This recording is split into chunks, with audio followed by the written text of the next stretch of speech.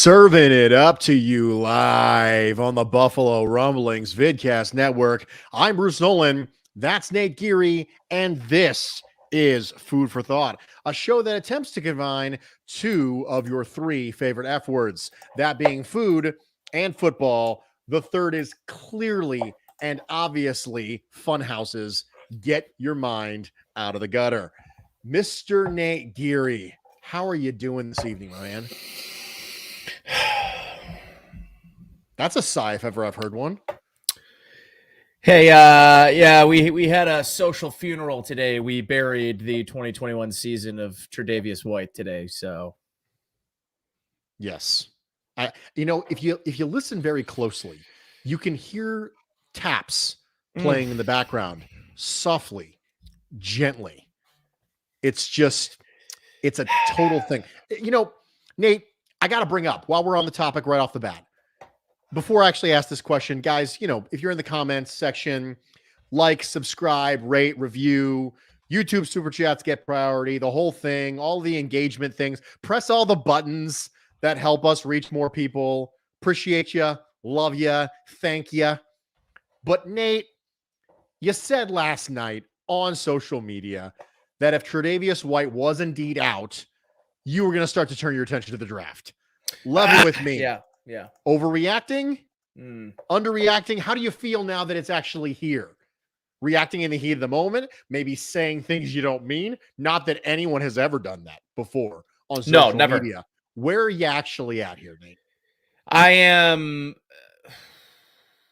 at a place where I've got to probably see it to change it. If that makes sense, I'm going to have to see what this looks like for me to not think about, let's talk about next season. And, maybe that's the wrong way. Maybe that's the negative Nancy way of looking at this whole thing. But I look at the cornerback position in today's NFL as one of the premier positions, similar in the same breath as the left tackle, as the franchise wide receiver, as the franchise defensive end. They are in that same category, and moving into that category is the slot corner. And obviously the Bills have that in Taron Johnson. I've seen a lot of questions, okay, what about moving Taron Johnson to the outside? No, that's not going to happen. What about, shifting the scheme after week 12 into more 4-3 looks and maybe moving Taron Johnson to the outside? Nope, that's not going to happen. The Bills are going to remain who they are. They're going to simply swap in Dane Jackson and pray to God that Dane Jackson and Levi Willis can remain healthy for the remaining 6 games and into the playoffs. And this is a problem, Bruce, that many of us unfortunately feared as a worst case scenario coming into the season is if there was an injury to the corner room, could they withstand it? And me all along was sort of saying, if there's an injury to Trey White, they could be in a dire situation. And here we are. And certainly this is a defense that I think is predicated more on the safety and linebacker play, right, Bruce? And the middle and the back end of this defense really make up and give the freedom for a Tre'Davious White to play more aggressive, knowing he's got guys over the top of him. But I just don't think you can truly. It's hard to appreciate the role, the value, and what Tre'Davious White brings to this team from a confidence perspective, especially on the back end. The confidence that gives Jordan Poyer, the confidence that it gives Leslie Frazier and Sean McDermott when they're calling plays.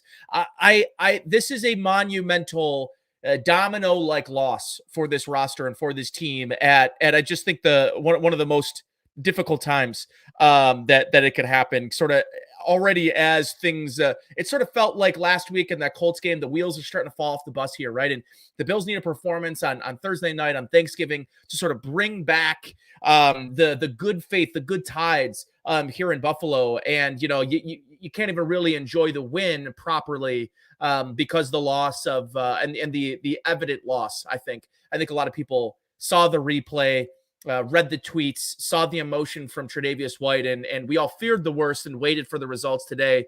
And I can't say that I was surprised, but Bruce, this is a monumental loss for a team still right now struggling to find its identity and its formula. This is something that Tom Brady talked about last year. The Bucs were 7-5, and they were still searching for the formula to win. That's what they were talking about this year. Again, is trying to find that formula to win. And typically you're finding that formula going into December. And now as you want to try to find that roadmap, that formula, you sort of have to go back to the drawing board. So I think for me, there's a lot of layers to this loss, more than just a shutdown corner, but the confidence that sort of predicates his value on this roster.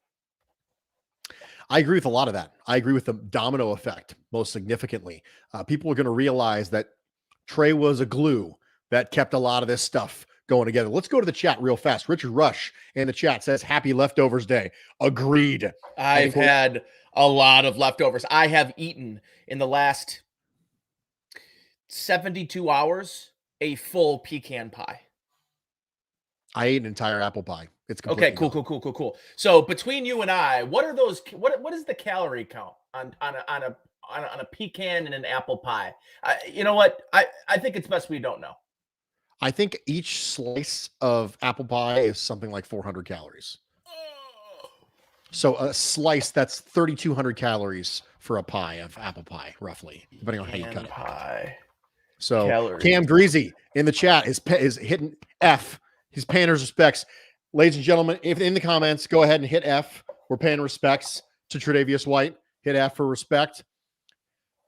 Attica says, love your show, fellas. Bruce, your camera's not working for some reason. Guys, it's the darndest thing. You know, the drivers are just not updated. I tried. I really tried this time around, folks. I was really trying for you. It's those darn drivers. They just couldn't get it happening. Eric is in the chat. Hashtag Dane Jackson season. You know what? I was told it was Dane Jackson season when he was going to replace Levi Wallace. That's what I heard. That's what I heard. That's what I heard. It's the second Dane Jackson season in the calendar year. By the way, Bruce, I'd like to point out pecan pie per slice, a mere 117 calories. So, sir, this chiseled body brought to you by pecan pie. Yeah. Yeah. We'll go with that. Body by pecan. Body by pecan sounds good. Body by pecan. I'm down for it. JR in the comments says, hey, everyone, Nate, Bruce, JR, my man. Richard Greenwood says, Richard Sherman. Sherman is on a roster and also hurt. So and also old. And also that's absolutely old. Yes, for sure. Absolutely. Yes. So Dawn says, hey guys, sorry I was late. You know what, Dawn? I forgive you, but don't let it happen again. I can find a way in my heart to thank you. And Dawn also updates us that the Sabres are in fact up 4-1. So I could not possibly be less of a hockey guy. In fact, I have the word Sabres muted on Twitter. Is that right? I have no idea. I don't even want to know. Because what happens is I end up getting caught up in this weird emotional swing that comes along with the Sabres because there's overlap between Sabres and Bills fans, and I don't want to be part of it. I don't know anything about hockey. I don't want to know anything about hockey. I don't even want to see anything about hockey. So for me, I'm taking a step past not knowing about hockey to the point where I'm literally putting on the sensory deprivator 5000 onto my head and saying, no, I'm not a hockey guy. I've tried to be a hockey guy. I wanted to be a hockey guy, but I have only room in my heart for two loves when it comes to sports. It's football and fighting, and that's it. And speaking of F words that aren't football and fighting, we're going to talk about fair food. How you like that for a transition? Almost like I've been doing this before. But specifically, I want to talk about fair food because this entire week has been kind of a circus. Yes, it has. And this was really a suggestion from someone who follows us on Twitter. And it was specifically after the Colts game. We should do circus food or fair food because everything's been kind of a circus. So I want to talk a little bit about fair food. I will tell you this. Okay. You go to job interviews, Nate, I go to job interviews. You know, we've all had an opportunity to sit in that side of the chair before. And one of the greatest interview questions that has ever been posed to me in my entire life was a gentleman who asked me a question and he said, Bruce, except not really Bruce. He said, Bruce, I would like to pose, if I may, a question to you. He says, if you're at a carnival or a fair and you have $1 to spend, Craig Jackson is in the comments and just put best fair food is a big glass of water. Am I right? Craig, that was great. Hell yeah, Craig. You got to go back and listen to last week's episode. But Yes! this guy who was interviewing me said, if you have an opportunity to spend your $1 on either a piece of food or a ride or a game, what are you going to spend it on? That's it. Now, the point of the exercise, the reason why the interview question exists, and the reason why I really enjoy it, is because prioritization only occurs due to lack of resources.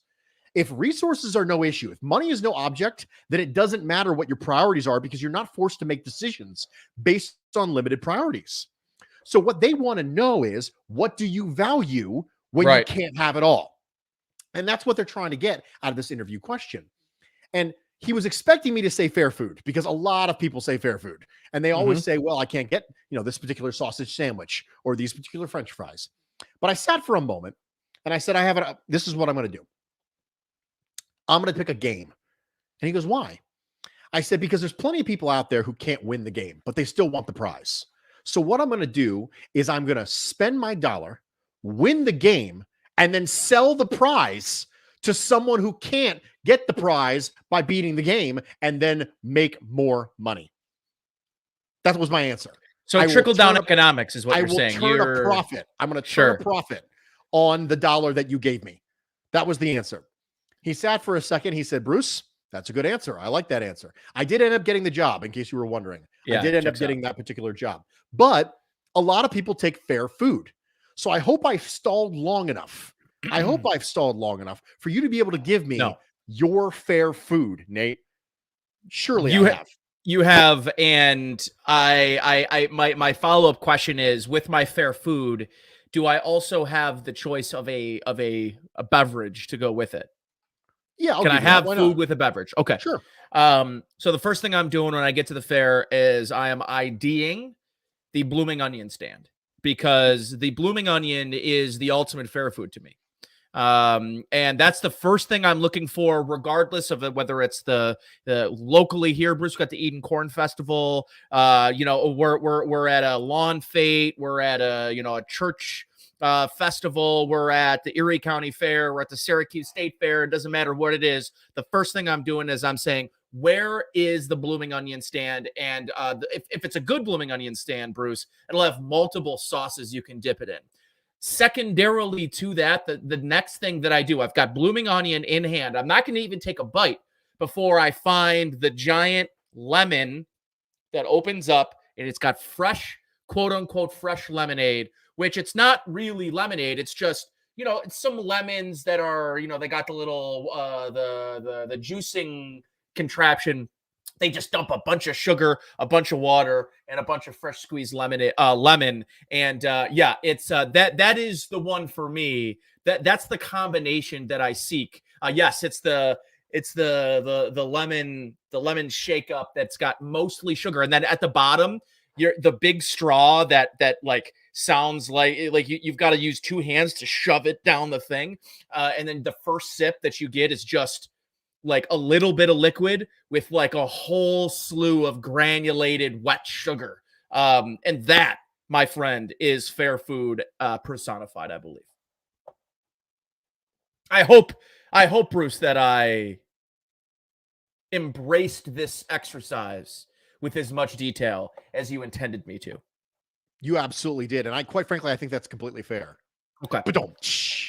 Anyway, if you're going to go with me now, Mrs. Nolan would like to chime in here. Mrs. Nolan says, funnel cake, unquestionably funnel cake, and fries with like a load of malt vinegar. Mrs. Nolan is a fries with vinegar person. I am not a fries with vinegar person. I cannot do the vinegar. It just stinks up the entire place. But Richard Rush sends in the comment, I can hear Nate getting diabetes. Literally, I can actually hear it happening. I can hear the body's reaction to what I'm doing. For me personally, there's something about sausage that you get at the fair that's just better. Those big Italian sausage. You want to know why? I actually have a theory on this, and I'm glad that you brought it up. I'm listening. It's the fact that it's cooked on a flat top, of course, right? Of course. But it's cooked in the the onion and pepper juice, and then it sits and it just kind of cooks in this congealed liquid that sits on the flat top. That is I don't know what that juice is, but I'm sure that it cannot be replicated anywhere else in the earth other than the fair. That makes sense. That's completely fair. I just did it again. It's just the juices. Yeah, you did. You did use fair unironically 2 times. Yeah, didn't even intend to do that. But we need to get to football because we got a guest coming here. And I want to ask you, Nate, the swing of emotions that Bills Mafia has been through over the last 5 days. Holy mother of Troy. The Colts loss, the victory, Josh Allen throwing a bad interception, but then also coming back and throwing 4 touchdowns and ended up with a pretty good game. And then Trey White gets hurt. It's all up and down. And the game of 2020, the inconsistency and the roller coaster of 2020 continues. Aaron Schatz, Football Outsiders, actually tweeted out that mathematically speaking, based on their models, based on DVOA swings, the Bills are literally the most inconsistent team they've ever charted so far. And that pretty much tracks. You have the Bills absolutely dominating inferior teams and then losing close to good teams and then getting blown out by the Colts. So if the last 2 games were a meal, what would they be? What kind of meal represents the highs and the lows that we've seen over the last 5 days, Nate? If I'm being honest, Bruce, I think I need to hear yours before I go. Because I know that this was the most. Write this one down. No, I knew that this was going to be the most well thought out thing that I've ever heard. So I'm just going to give you the stage on this one, Bruce. Okay. The last 5 days were a big old bag of popcorn. And I will tell you why it's a big old bag of popcorn. Now, when you go to the movie theater and you get a big old bag of popcorn, they ask you if you want salt, they ask you if you want butter, and you do that. But it never gets mixed appropriately, Nate. No. At no point is it mixed appropriately. The first time you put your hand in, you get the perfect amount of butter and salt on that popcorn, and you think this is going to be the best bag of popcorn I have ever received in my entire life. And then 3 pops later, 3 kernels later, you're like, what is this? I'm never having popcorn ever again in my life. And by the time you get to the end of the bag and you realize that about 5% of it is just straight kernels and you've just wasted it, you feel terrible about yourself. You're still hungry, mind you, because popcorn's not filling at all. You've wasted all these calories. Your fingers are greasy and you go, what was I doing here? What was the plan? I know that there was an idea at some point when I ordered this popcorn that I was going to be satisfied with what I got. And I had some highs and I had some lows, but now I'm just confused. And I don't really know, am I supposed to go back there? Is there an appropriate time in the movie where I can run back to the stand and get something else? No, you're stuck there in the movie theater with your greasy fingers going, there was a plan at some point here. I know that I had a good idea and it just didn't work out that way. Bam. That is what the last 5 days represented to me. Let me tell you what the last 5 days represented to me, Bruce, or in food form here. And I'm going to stick close to our fair theme here. And I'm going to go corn dog. Because in theory, Bruce, it has everything that you want, right? It's got cornbread. Love cornbread. I love hot dogs. The problem is that hot dog is the worst hot dog that has ever been earthed in this fine world that we live in, right? Like, it is the lowest quality meat that you've ever tasted. It is bologna inside of cornbread masked as a corn dog. And I think in that first game, Bruce, everything about that matchup, the Bills beat them in the wild card round last year soundly. They come into this football game thinking you're at home, an opportunity to really separate yourself in this division and in this conference and be the team that people wanted you to be. Be the hot dog that you wanted it to be. And instead, you take that bite, and the first thing you taste is bologna and a chipped tooth from biting into the stick. So I believe the last 5 days to me, and then the cornbread saves it at the end. Cornbread's not sexy. And that win on Thursday night, I have no idea, Bruce, what to make of that win because they did it against a team that did not have 14 of its starters from week one. It had Trevor Siemian at quarterback, which what are you supposed to take from any game that Trevor Siemian quarterbacks in the Lord's year 2021? And listen, as much as I love TJ Jones, come on. I get to. There are nuanced corn dogs, and there's one here in the city of Buffalo at this terrific restaurant that, Bruce, I'm going to have you take Miss Nolan out to in the new year. The next time you come up for Oliver's. Oliver's is fine dining personified in Buffalo. They have a Wagyu steak corn dog. Oh. That is the kind of corn dog that I'd like to see the Bills be for the rest of the season. Wagyu steak. None of this fair, trash-ass, baloney corn dogs. I rest my case. JR comes in with this. That's why you buy snacks at the dollar store and sneak them in. I just wanted you to know, JR, I literally just got a text from Mrs. Nolan saying, JR's got it right. This is the way to do it. So you just got a shout out, JR, via text from my wife, who said, absolutely, that's why you sneak it in. And it's 9:20. Speaking of sneaking it in. Speaking of sneaking it in, we're going to go ahead and sneak Mr. Aaron Quinn in from Cover One. Mr. Aaron Quinn, thanks so much for joining us, man. How you doing? Thanks for having me, guys. Although when Nate asked me to come on, I thought there was going to be a case of Jenny weighing on my front door today. No. And I've been looking all day. I've been peeking out. Haven't seen it yet. So maybe you forgot? Or no, you'll be waiting. Yeah, you'll be waiting. I drink the Jennies when they come in, buddy. All right. No Jenny for you. He's the Jenny Nazi. No Jenny exactly for you. Right. Slaps your wrist. Tough. Now, Mr. Quinn, the title of this episode is How Long? And it's not how long has this been going on. It's not any of that stuff. It's no musical numbers involved here. What I want to know is how long before panic sets in or subsides? How much longer down the road do we have to go? Because let's be honest, on Sunday, it was not great out in those social media streets. It was not great in the world of Bills Mafia. If Bills Mafia was a zip code, it would have been on fire. Yeah. But you would think that this game, after a resounding victory, 31-6, over a 500 team, would be enough to make that happen. But the loss of Trey White, the fact that the Saints were incredibly beat up, really kind of takes a lot of the spark out of that particular victory. So my question is, when are we going to know whether panic is either setting in or is it subsiding? Is it just going to be one game? If the Bills come out and they beat the New England Patriots, are we good now? Like, are we back to being like on track? Or is it going to take more than that given what we've seen? Well, as we all know all too well, with Bills Mafia, it's minute to minute on Twitter of panic and greatness and panic and greatness. And it depends on what time I log in. But in the scheme of this team and this year, I think it's the next 11 days when they play the Patriots. I think if they come out and win that game, no matter how they win it, I think that you can kind of push some of the panic aside and say, okay, this is a legitimate playoff team.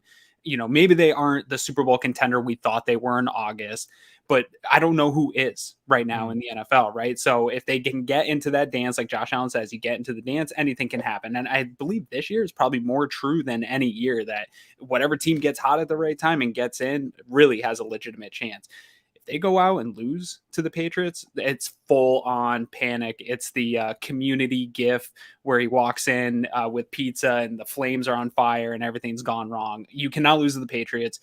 There's too much scar tissue still built up from the drought that they're even right there and could be again in first place if they beat Tennessee. There's too much panic already setting in with Bills Mafia and the national media and how they're talking about the Patriots, where if they drop the game to the Patriots, Twitter might just burn to the ground. I get it completely. We got a super chat here from Patton. Who better to save us tonight than the OG Levi Wallace Stan, the defender / Taron Johnson / right? The defender of reasonable defensive backs everywhere, Aaron Quinn. Yeah. Thanks all for the awesome content this year, guys. I don't know if you guys know this or not, but Patton and I have a long history relationship of food takes and all this stuff like this. And we actually were DMing back and forth about mac and cheese recipes before Thanksgiving. So I appreciate that, Patton. You're the man. I appreciate that a lot. Now, Aaron, I got a question for you about New England. Is there a scenario where the Buffalo Bills lose to New England and it's still okay? The panic hasn't set in yet. Is there qualitatively a style of loss that means that the panic hasn't quite set in yet? Or is it just no matter how it goes down, it's done? For Bills Mafia, no. I think any style loss, the panic's fully set in. Nate's phone lines are blowing up post game. It is just total chaos. I do think, however, and I was saying this before the Saints game, the Bills could have dropped that game and the season wasn't over, even though it felt like if they dropped that game, the whole season was over. They can lose to the Patriots and not all is lost. I know that sounds crazy, and it would take some weeks to get over that in a really hot streak of games and really running through a month and a half of football, playing at a much better level with consistency than we've seen. You mentioned that Aaron Schatz stat of the inconsistent variable that this Bills team with, they have to level that off and play at a better level. It doesn't have to come in 11 days, but gosh, guys, if it doesn't, I might have to stay off. I might have to delete my Twitter again and run away from Bills Mafia. Because I don't think the fan base as a whole, if they drop the game to the Patriots, no matter how it happens, I don't think they're going to be able to stand it. The panic will set in. The insecurities of the drought will just take over and it will be unleashed upon everybody. Aaron, so I saw a really interesting point on Twitter, and I wanted to ask you this question because I think consensus would say, and the argument to be had here is losing Tre'Davious White really hurts you in matchups against teams like the Kansas City Chiefs, right? These pass-heavy teams. But what would you say if I told you the real concern for me comes in these matchups against the New England Patriots, where you're going to have a team that can establish the run and the pressure then mounts on your corners because you have to dedicate extra bodies and people to the box and in the run game, and that therefore the pressure really starts to mount on those corners on the outside. Is there a particular matchup now you become worried about without Tre'Davious White in the lineup? And maybe you want to touch on sort of what you believe White overall brings to this lineup that maybe he doesn't necessarily get the credit that he deserves for, or maybe there's layers to his game that you believe are underappreciated. So for me, obviously, I'm with everybody. The loss of Tre'Davious White is totally devastating. It hurts. NFL teams lose players every year, and some teams get over it and some teams don't. So I'm not with everybody that is in full panic mode that the sky is falling. I love Tre'Davious White. It's going to be a real schematic issue for Leslie Frazier and Sean McDermott to hide some of the deficiencies at cornerback when you're going up against teams with real number one wide receivers. And I think that's really the biggest thing for Trey White is when there's a receiver that, Bruce, you and I have talked a number of times, we both wanted the Bills to draft a cornerback because Levi does lack athleticism, right? And Trey White's not the greatest athlete in the world, but he can hang because of his technique, and he does have good athleticism and the way he plays with fire. He can hang with these number one wide receivers, these really good route runners. So that's the matchups that concern me the most, is when they get into guys that are really good route runners, can win one-on-one matchups. Trey can hang with those guys. But Levi, I think he's going to struggle. I love him as a normal, adequate, above average cornerback too. I don't love him having to shadow a team's number one wide receiver. That's an area of issue. But the scenario you brought up, Nate, New England in a run defense, I actually like Dane Jackson a lot in run support. I think that's probably right now the best part of his game. I don't like him in coverage, but in run support, he reminds me a lot of Taron Johnson. He can come up and play the run. I really like that aspect of his game.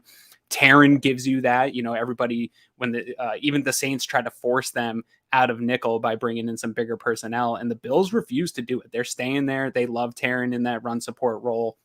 And another thing I've been telling people is, yes, it's terrible to lose Trey, but they still have elite safety play behind them. They, in my opinion, they have above average to elite linebacker coverage play. And Matt Milano's playing with his hair on fire, and him being in this lineup and getting Star Latula back really makes me feel like they can really play with most of these teams in the run game. Going up against Jonathan Taylor is a tall task, and comparing this, saying this run game is who they were against the Colts, I don't think is fair without Star Latula, without Tremaine Edmonds. So not all is lost. This is still a good defense. It's still actually a very good back seven. It's just missing a cornerstone piece. But I think Leslie Frazier and Sean McDermott can hide some of that against some of these bad teams, but it's really going to show up when there's a real wide receiver one and a quarterback that can pick on a Levi Wallace or pick on a Dane Jackson, and that's where you're going to see the problems. But I don't think that's New England. I don't think Mac Jones is going to come out and pick on Levi Wallace and Dane Jackson. I don't know that they have a receiver that's really going to just give them such fits that they're really going to notice that loss. And I do think they're good in run support, and even Levi's pretty good in run support. Bills Buccaneers in 2 weeks. Yeah, that's with Chris Godwin, and Antonio Brown will be back by then, and Mike Evans. That doesn't make me happy when I look at the wide receivers for the Buccaneers up against what is now the Bills corners. Not but a fan. If you steal that game, or not steal, if you win the game against the Patriots, like I was saying last week, you don't need that Saints game. You don't need that Bucs game. You need the Patriots game. Couple comments here. John Herring says, I was going to say Dane Jackson is Winfield in run support. Okay, now that's maybe the greatest run defense corner of all time. and one of my favorite Buffalo Bills ever is Antoine Winfield. I've got a signed Antoine Winfield jersey somewhere in my closet. Oh, in your closet? Why is it not framed? Why is it not hanging up behind you? Because that's special for my Kolsch flag. That's thing above the Kolsch flag's kind of gross looking. You can get rid of that. You mean the team that's going to be in the college football playoff in a couple of weeks? We'll see. Actually, Bruce and I tomorrow, we might not even be friends tomorrow. We'll have to see. Yeah, yes. I did hear that. I did hear that about Yes, Bruce. and for those who are not watching live, Nate has a Fighting Irish flag behind him. Aaron is a University of Michigan fan, and I am an Ohio State Buckeye alum. So that's always really good. John Doe in the comment section says, show your face, Bruce. I think that's very funny coming from a guy named John Doe. So I think, guys, the FBI has found He's not lost on me. No, the irony is not lost. The FBI has found me. So that's that. Now, Aaron, I want to turn the attention to available free agent corners. Okay. Because that's the thing that people go to when they think about a loss. And we all know that it's not going to be a top fill. It's going to be a backfill. You're not bringing somebody in off the street to plug in and start. That's not how this works. But when you look at backfill, when you look at EJ Gaines, you look at Daryl Worley, you look at players on the street. Tell me how you prioritize this if you're looking to add someone potentially as a practice squad player to get up to speed while you are making sure the numbers are right at corner, because the Bills have historically run a little bit light at corner numbers. It's one of the things that makes me so happy on game days when they make sure that they have 4 corners active, and I want to cry. But when that happens and they bring somebody in, where are you turning your attention? Isaiah McKenzie? No.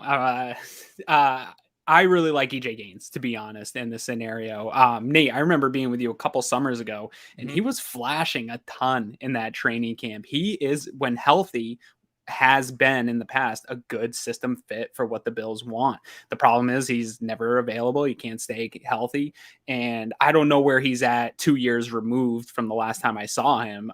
But he's a guy that they are familiar with. And I think that knows the system, knows his role within this system, and has had success in the system before. Worley is a guy that has all those other things, knows the system. They know him. But last time we saw him, it was pretty bad. I don't even think I want him as a backfill type guy. But I'm really in on Gaines. I think he fits what they need in that backfill role. And a guy like that, you don't need him to be his injury concerns aren't as big of a deal if he's that sort of break in case of emergency, everything's gone terribly wrong, we just need a guy to spot fill. Then his past injuries aren't as big of a deal for me. And a lot of that was soft tissue stuff that he was dealing with. And as long as he's past that, and that they can get behind that, I think that would be a good fit for the Bills. But this team too, I think fans forget, they like Dane Jackson. They've been confident in him, and they like Cam Lewis a lot in Buffalo. And so I think anyone they bring in, like you said, Bruce, is going to be a break in case of emergency, probably a game day inactive for a while, unless Dane Jackson just bites every single double move for the next couple of weeks, and they just can't live with that anymore. I want to propose something to both of you right now. And what this question is going to prove is everyone's trust in the McDermott Bean process. Damon Arnett. I'm just going to say the name, and I'm going to let you guys tell me that's a crazy idea. That's idiotic. I recognize and I know the off the field issues that we're talking about here. Multiple hit and run incidents. He was late to meetings a lot. He's an immature guy, and he was on a video with a firearm. All pretty large red flags. This is a franchise under this leadership group that has not really shown an interest in plucking those types of players. I will say this. If they do a move like that, if they bring him, even if it's just a practice squad edition, and get him in here, get your arms around him, see what type of player he is, see how he responds to this leadership group, is that to you a move of pure desperation? They've said before, this whole process and culture stuff, Brandon Beane's come out and said it's not about choir boys. Right. Like that is not, I think people read those quotes and think, oh, they just want good guys without issues, no red flags. I don't know that that's the case. That's a tough one, man, because you're talking about a number of it. You're not just talking about a guy with an incident that, maybe you can talk about and say, hey, he had a rough spot and we're going to bring him in and get over that. And I also think you're at a real fine line here with this team. Even I was a little bit concerned about how those benchings would resonate through this locker room, and would McDermott start to lose and fracture some of those, because we saw Quentin Spain wasn't on this team. We'd kind of heard he didn't like the benching, and there was some uproar from him in the locker room, and that he didn't like that decision. And so I could have seen these benches going the same way. And you bring a guy like in, I think that reeks a little bit too much of desperation. And I do think there's a couple of other options in free agency that are safer in terms of red flags that they know, and that they're not going to be confident in that they can play, but that they know the scheme and they know the system, and they've gotten a good look at them. So I think, that might be a Hail Mary where totally desperate things have totally fallen off at cornerback, in my opinion. Everything in life is a value proposition. Everything. It's what you give versus what you get. And if Damon Arnett was someone who was immensely productive and incredibly talented and really, really good, and he had these drawbacks, that would be one thing. But Damon Arnett wasn't good as a Raider. The last time we saw him good was halfway through his senior year. And how about this last year at Ohio State? If I could, though, Bruce, I think if you are Sean McDermott and you're Brandon Beane, I think you take one look at any of the players, the young players that have been drafted as of late by the Las Vegas Raiders, and I'm not sure that is a atmosphere and an environment, in a situation that allows young players to come in and play well and thrive, and are surrounded by veterans that can show them the way.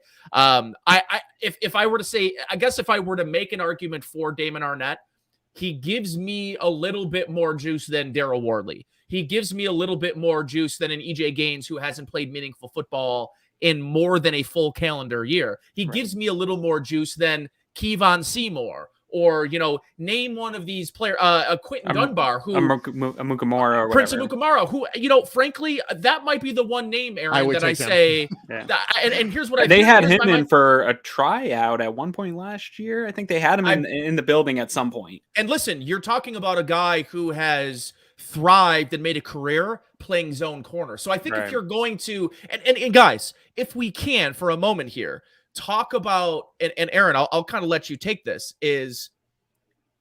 this is a far greater domino effect injury if this is a football team that is predicated on tons of zero blitz. We're putting our corners on an island. That is not what this defense does. They stick to their principles, a lot of cover two, a lot of quarters, and stay in your zone. Don't get beat over the top. And if you do, you have help. And I think that's the one thing that I guess is my saving grace of this whole thing, Aaron, is this is not a defense. This isn't the Kansas City Chiefs. This isn't Marcus Peters getting injured in a defense that leaves their corners out on an island. Yeah. Sean McDermott and Leslie Frazier believe in their scheme. And I think that if there's an area of this team where they've gotten more out of less, it's been in the defensive backfield throughout the years of the McDermott regime here so far. So that's something that gives me hope.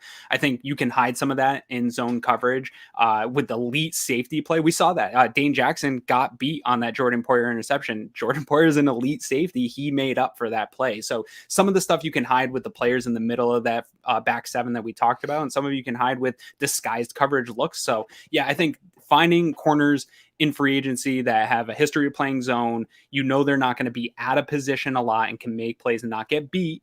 I think that's really the answer right now going forward for this team. And that it won't look as good as they had it with Trey, but that maybe you can get by and it's not a total just leaking out all the time and just getting beat all the time. Question from the comments from Joe Miller, and I want to bring this up. Does the Trey injury push the Bills' offensive philosophy back into all-in mode? Do you see a change on offense due to the injury on defense? Is this a scenario where early in the year in 2020, the Bills were going balls to the wall because their defense wasn't helping at all? The defense did not open 2020 strong. And so because of it, it was hyper aggression from Sean McDermott, Brian Dable, and the Bills offense. Is this a scenario where the Bills shift offensive mentality because of a defensive injury? It's tough because I think some of that 2020 was people saying, Josh Allen, you need to prove that you can beat us and be this guy that they think you can be. He did prove it, and then teams changed the way that they played the Buffalo Bills this year, and the Bills still haven't quite figured out how to break those cover two soft shell type looks. And so when they do try to go all in, they've had struggles. They've had at times where they've tried to go, hey, we're going to go deep. Josh is going to press to make plays deep.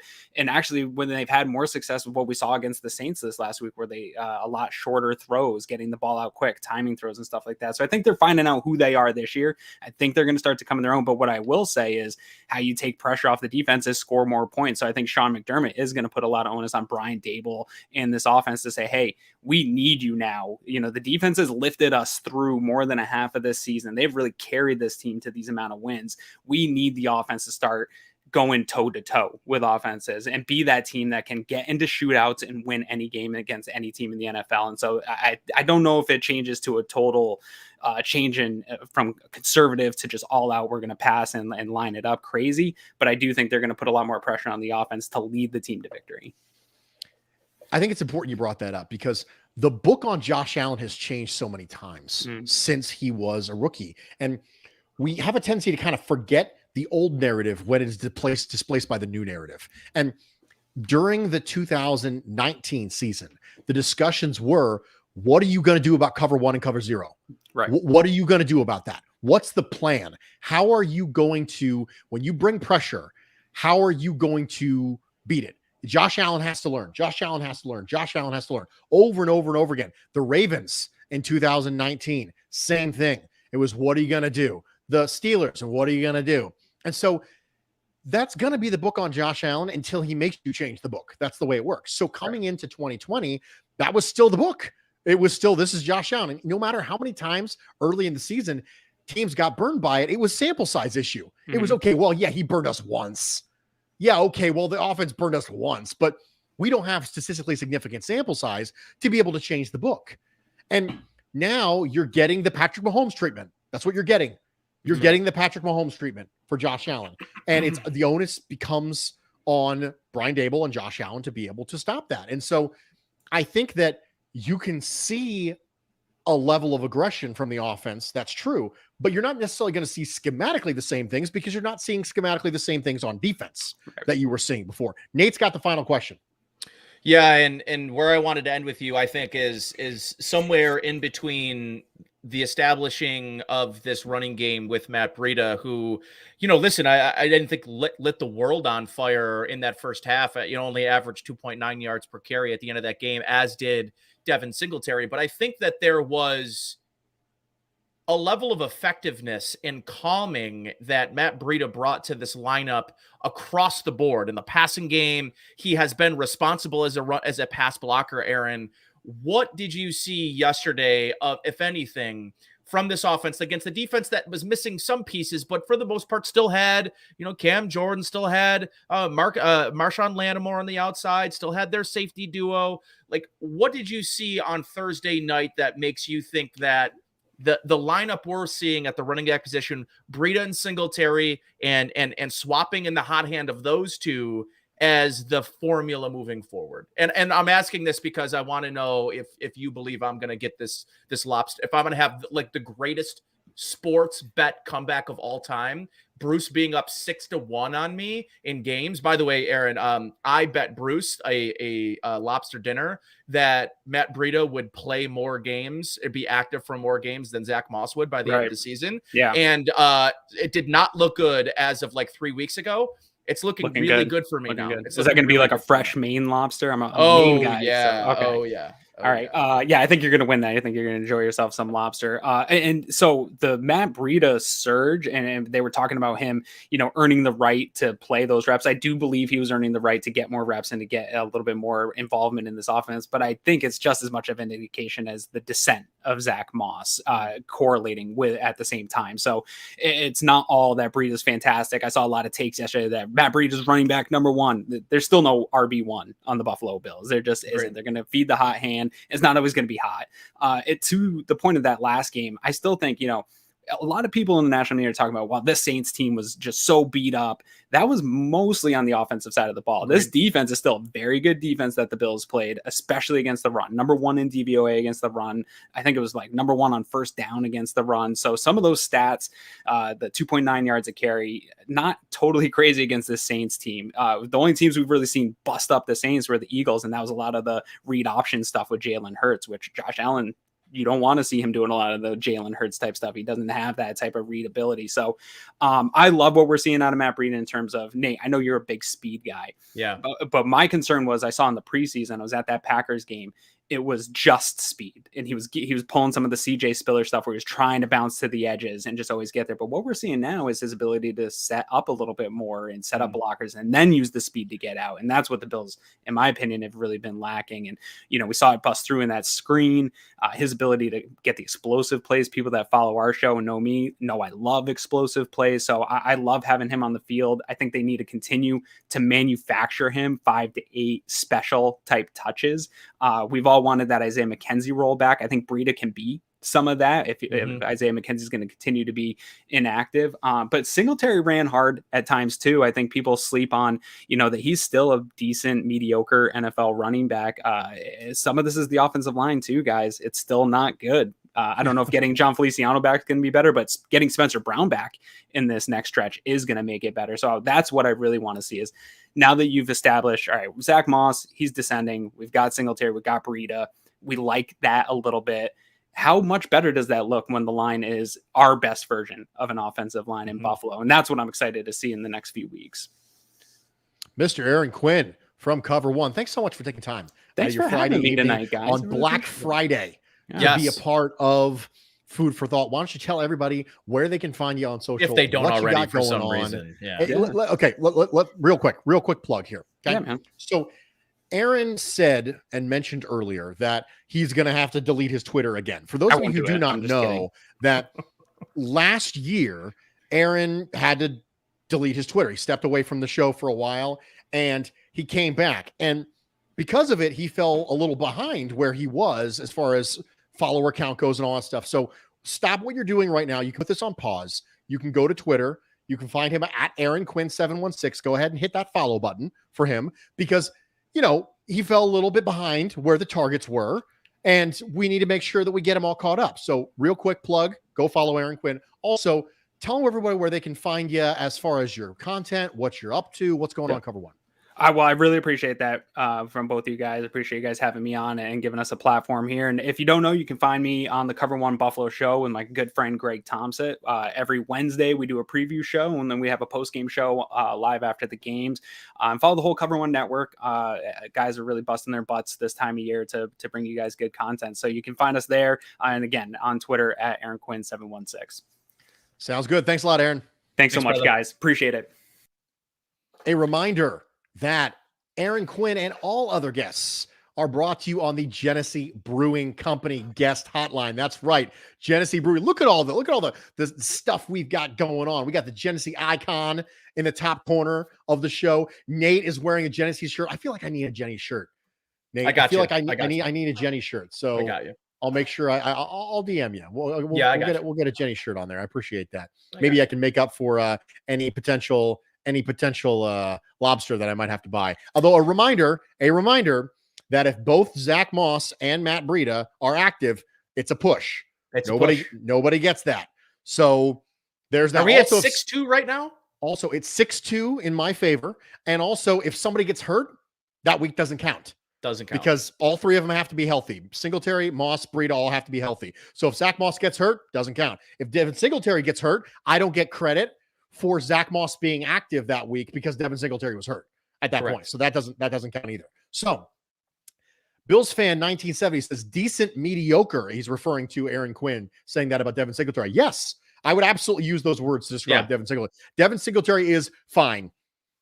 And that's what you're going to get when you get a running back with his athletic profile or lack of athletic profile, and as it relates to his peers in the NFL at the running back position. So, yeah, I'd say fine is the answer for Devin Singletary. I think he's a completely rosterable back. I think he will be an NFL running back for probably the next 6 years. Yeah. Somebody will have him in their running back room and will be happy to have that. Spin0481 says, what if Singletary gets hurt and Moss is still inactive and Breed is active? I don't know. We haven't thought about that. I would imagine I would give Nate credit for that. That feels like I would give him a point for that one. Moss would be inactive. Yeah. I mean, Moss is inactive. I mean, that would be something. And I think it would probably signal the end of his tenure here. Not that I believe there seemingly is a future right now for Zach Moss, the way that this has gone this year. This has sort of been a nightmare scenario, I think, Bruce, for Moss, because listen, this is a guy that came in with, I think, a lot of expectations. I don't believe he has brought at times at the consistency level that I think all of us wanted to see him have, that physicality. I think the other thing that's disappointing, Bruce, was we talk about ceilings and floors all the time, right? When we're talking about players, the thing with Moss is that his floor was supposed to be really high. Yeah. Like he was supposed to be out of the package, ready to come into an NFL offense and be a weapon. And he just does not and has not shown, at least in my opinion, the foot speed necessary to be a contributor to an NFL offense, not just here in Buffalo, but as an NFL offense as a whole. He has Jordan Howard vibes to him. That's that might be, at this point in Zach Moss's career, that might be an insult to Jordan Howard.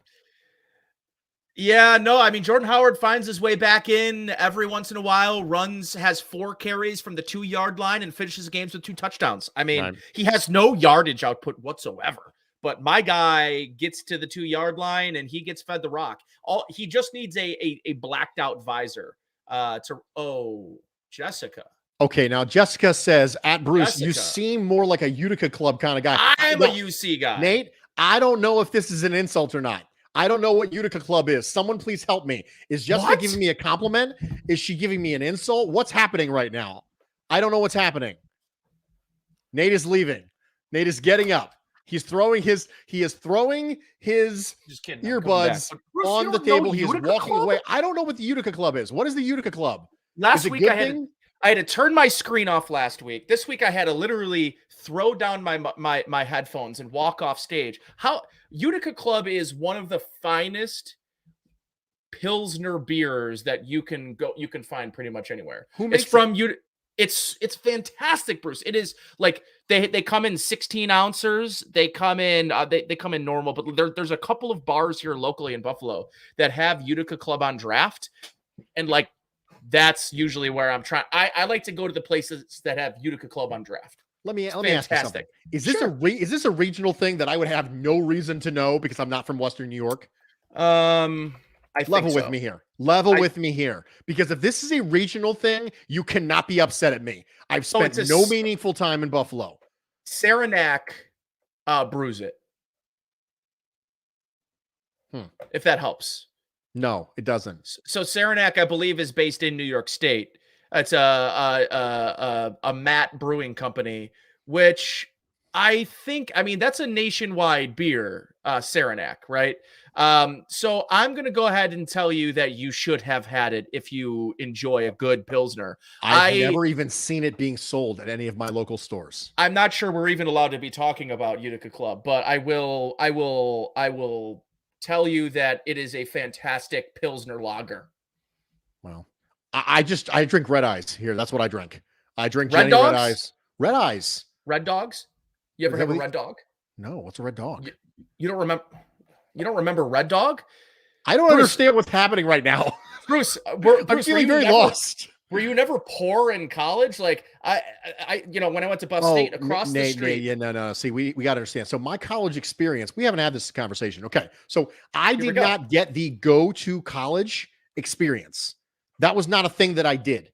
I worked full time during the day and went to college at night and paid my way through school for 6 years to get my undergrad from the Ohio State University. That's right. I am an alum. It was discussed earlier. I am an alum. Ooh. I have an undergraduate degree from the Ohio State University. So for me, I worked all day and then I went to school at night. So the whole go away to college, live in a dorm, do the parties, have the drinks, like none of that applied to me. I had none of those things.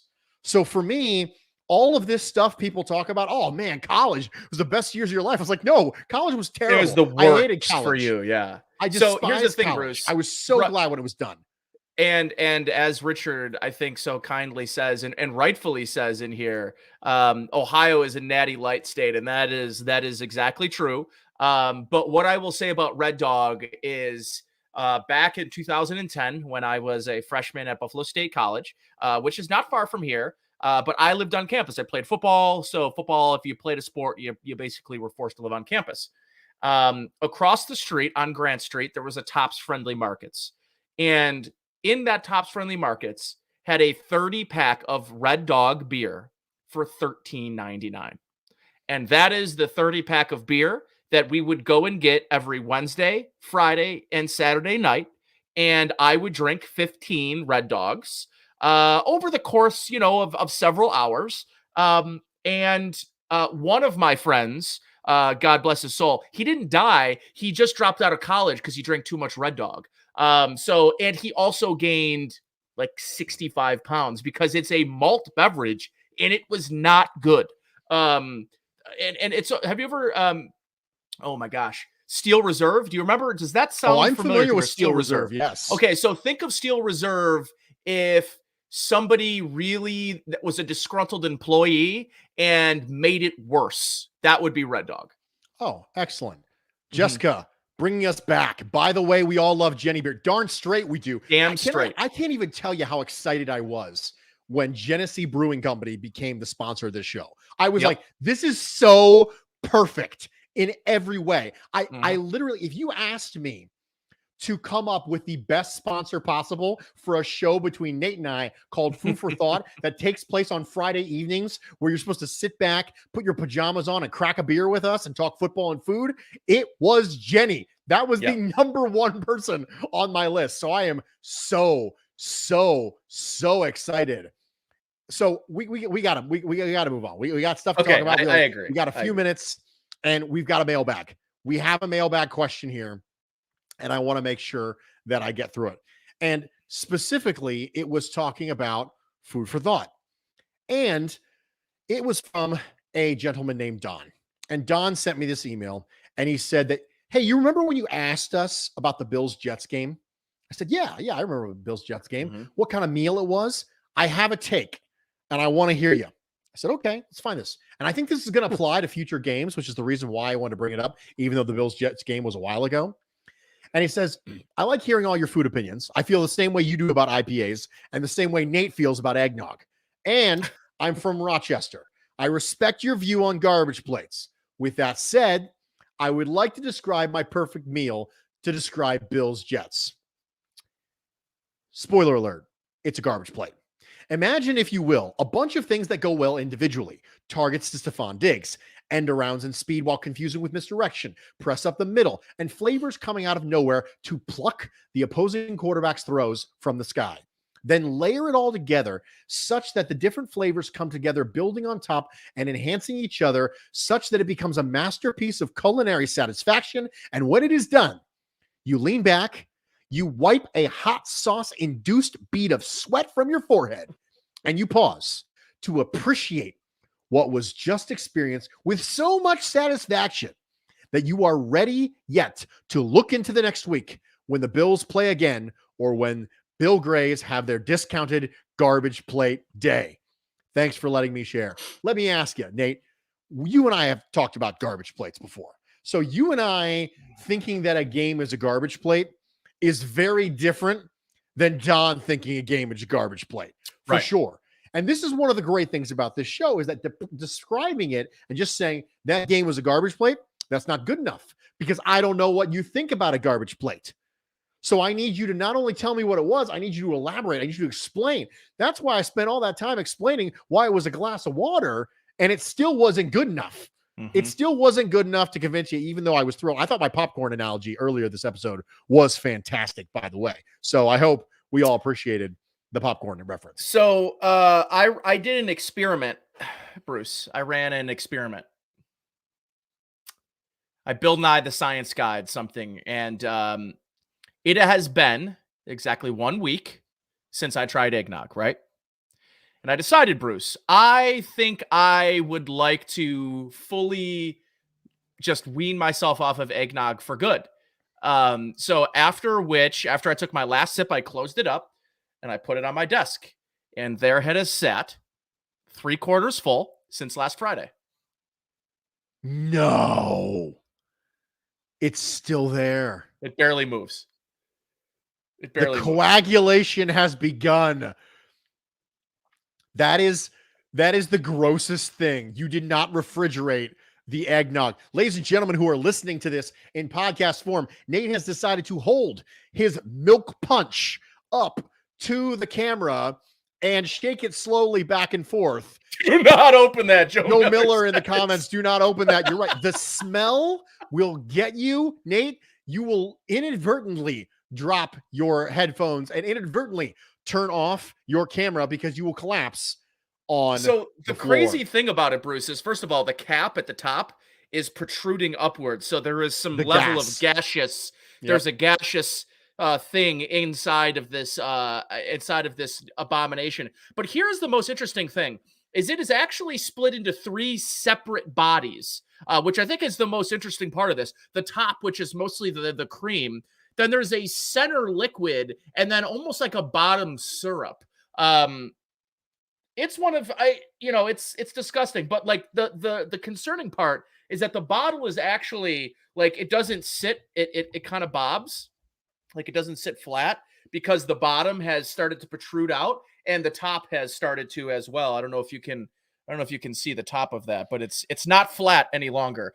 So the social experiment, I'm gonna throw a Mentos in it later and see if that does anything. Padden with 2 great comments in the comment section. Number 1, that is an eggnog. It's Eggert at this point, which is totally perfect. And also, how much we got a tip to open this thing? Listen, I am bribable. I am 100% bribable. I do not know what Nate is. Joe Miller says $100 super chat if Nate drinks it. Nate, would you drink that for $100? Nah. I wouldn't even open it for $100. No, because here's the thing: nobody on here. First of all, I don't want to have to replace my equipment because after I blew chunks like into my expensive 4K camera, I don't think I'll do that. But this is my girlfriend yesterday, or maybe it was 2 days ago, sitting at my desk just doing my work, and she's like, "Why is that still on your desk? Can you please throw it out?" I said, "No, I need it for the end of the show tomorrow." And here I am. I might keep it for another week. I don't know. But if it explodes, then I'm have a real problem because I'm not totally convinced that this thing isn't used in biological weapons. All right, Nate, this is going to be the running joke right here. You're going to keep it the rest of the year. You're going to keep it there. You're going to keep it in a plastic bag in the event that it ruptures. Smart. Right? Ruptures. Keep it in a plastic bag. Yes. And every week we will come back and we will check in on the eggnog to see how it's going. Richard Rush in the comment section says $100 wouldn't cover hospital experiences. You're 100% right. Padden says save it for the Super Bowl parades. Just open it and chuck it into the crowd. Yeah. I don't know if you know this, Nate. I feel like this show has a very morning show energy to it. Does it not? It does. It has a very like we have things we're going to talk about. We have, we have food topics. We have football topics. We're going to have all these serious conversations and all that stuff like this, but it has a very morning show sort of vibe to it. We're all just in here having a good time. It's a good time. Okay. We're going to finish it up the way we always do. Winners and losers, baby. With a digestive. We're going to say winners and losers this week in the NFL. Nate, do you want to go first? Yeah, I'll start with biggest loser if that's good with you. Absolutely. Biggest loser, turkeys. They got obliterated this week. I mean, had no chance in hell. They couldn't run away from defenders. ACLs are no good. I know that's a little, sensitive subject, ACLs right now. But yeah, turkeys, I mean, just absolutely could not break away from the defense, could not break away from the man coverage. They are getting physical to the line of scrimmage. They cannot create any separation whatsoever. Loser of the week, Turkeys. I'm going to go loser of the week, Dallas Cowboys. The reason why Dallas Cowboys are loser of the week is because, number one, they lost to the Raiders. They lost to the Raiders, but also, goodness gracious, does anyone want to be a great team in the NFL this year? Does anybody want to be a great team? Usually by this time in the NFL year, there is still a dominant singular team that has 0 losses or 1 loss, and we're all focused on them, and they're the Super Bowl favorite, and we're moving forward, and that's not how it's rolled out. In addition, now there's some rumors that they're going to rest Ezekiel Elliott. Now, I have long had a hot take that I think Tony Pollard is probably a better running back than Ezekiel Elliott. But he's not getting paid $96 million. But he's not getting paid $96 million. Yeah. And I haven't taken a gander at the Ezekiel Elliott contract, but I am fairly certain that it's not a scenario where they can get out really, really easy, which means if they run into a scenario where, Pollard ends up lighting it up for whatever reason, it's not a great time. So I'm pulling it up right now and I'm stalling. The out for them is in 2023 where they can get out. If they try and get out in 2022, it's a $30 million dead cap. Ladies and gentlemen, sign your running back to a deal that runs multiple years in where you still can't get out without a $30 million dead cap. And in fact, if they want to get out in 2023, it's still $12 million. So it's not like they're getting out scot-free. They can't get out scot-free until 2025. It's crazy, when it's a $1.7 million and how old will he be in 2025? 30? He'll be 30, yes. What a terrible contract that was. Holy cow. So for me, biggest loser, Dallas Cowboys. Biggest winner, Nate. Biggest winner's got to be Jonathan Taylor. I think he is using this moment in the league right now with no Derrick Henry to really bring himself into that upper echelon conversation. He's the best young running back in the league. I think you can make the argument he's the best running back period in the league. You could take Young right out of there. So Jonathan Taylor's performance last Sunday, 5 total touchdowns, 4 on the ground, the most in franchise history there in Indianapolis. I think Jonathan Taylor is on a collision course with sort of being the guy that Derrick Henry, whenever he falls off his cliff, is sort of passing this torch to. Except the thing is he's better than Derrick Henry, Bruce. He's a guy that can play a little bit of a different game than Derrick. I think he can play the same physical game that Derrick Henry can, except I think he can be a real asset in the pass game that I just don't think you get with Derrick Henry. So I think the biggest winner has got to be Jonathan Taylor. I don't know who you could possibly top that. I have Jonathan Taylor in fantasy. So you're the biggest winner. I'm the biggest winner. I drafted Jonathan Taylor in Dynasty Fantasy last year, and I put myself through a little of the rough start, and now I have arguably the most important asset in the league. Yeah. So I'm down with it. I'm totally down with it. I'll have you know that Marcel Louis-Jacques and I were having a discussion about Jonathan Taylor at the trade deadline. It didn't materialize, but it was going to be a big deal. There was a lot of stuff that was going on. I was going to pick somebody else, but I had Jonathan Taylor, and I really just, quite frankly, don't have any major desire to change my outcome just because you picked Jonathan Taylor. He's that good, and he's that dominant, and he is single-handedly bringing back the "do running backs matter" narrative. And we have spent a lot of time talking about the way that teams are defending Josh Allen and the Buffalo Bills offense with the too high, the way they're defending Patrick Mahomes. And one of the things is you have to do something to get them out of too high. And that's bringing the narrative in the national media as it relates to football strategy back to running the ball. Mm-hmm. It's bringing it back to, you don't need to run the ball as a foundational piece of your offense, but you have to be able to do it enough to keep them from just staying all day in too high, because then you can't get the explosive plays you want to get in the passing game. And so Jonathan Taylor is almost by himself bringing that back, because Carson Wentz has been this year. He hasn't been as bad as he was last year. He's been fine. Last time I did QB Stew, I think he was in the 16 to 19 range. And I would anticipate after week 12, when I do it again, he will do that as well. So for me, that's a big part of why Jonathan Taylor is the biggest winner. It's because he's actually changing the conversation around running backs right now. Yeah. That's how good he's playing. So for me, Jonathan Taylor. Ladies and gentlemen, we did the thing. We came, we saw, we ate. Oliver got a half sack, Patton. He got credit for a half sack. He did. So, yes, which is ridiculous, but it is what it is. We came, we saw, we ate. Thank you for joining us here at Food for Thought. And most importantly, I hope you didn't leave hungry.